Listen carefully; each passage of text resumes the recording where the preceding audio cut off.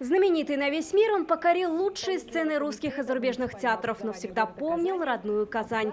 Прекраснейший из всех городов мира называл ее. Вот уже несколько десятков лет, и казанцы гордятся своим великим земляком и несут цветы к его памятнику.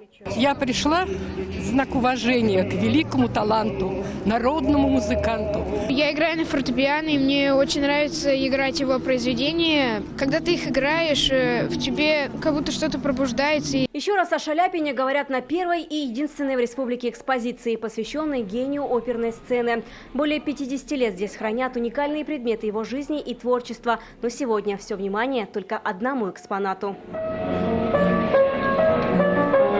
Сегодня впервые почти за 60 лет рояль зазвучал. Он стоит на своем месте с 1968 года. Раньше работали лишь 5-7 клавиш. Но ко дню рождения Федора Шаляпина его уникальный инструмент середины 19 века обрел новую жизнь.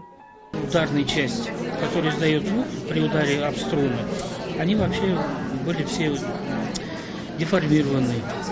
Где-то изношены были, где-то обломлены было, не хватало их там части. Этот рояль стоял в фойе театра, в котором играл сам Шаляпин. После в театре произошел пожар, но рояль, к счастью, не пострадал.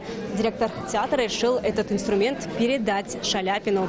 Инструмент собрали в Санкт-Петербурге, настроили в Москве, но нашел свое место он здесь, в Казани. Как пианистке, естественно, послушать звучание такого прекрасного рояля очень приятно, и как бальзам для ушей, можно так сказать. Рояль сегодня прозвучал лишь единственный раз. Играть на уникальном инструменте разрешат только в главный день – день рождения неповторимого Шаляпина.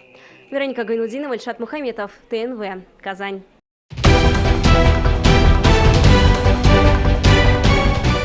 Все новости дня, выпуски программы «Новости Татарстана», программы и фильмы на сайте tnv.ru и на YouTube-канале ТНВ. Подписывайтесь.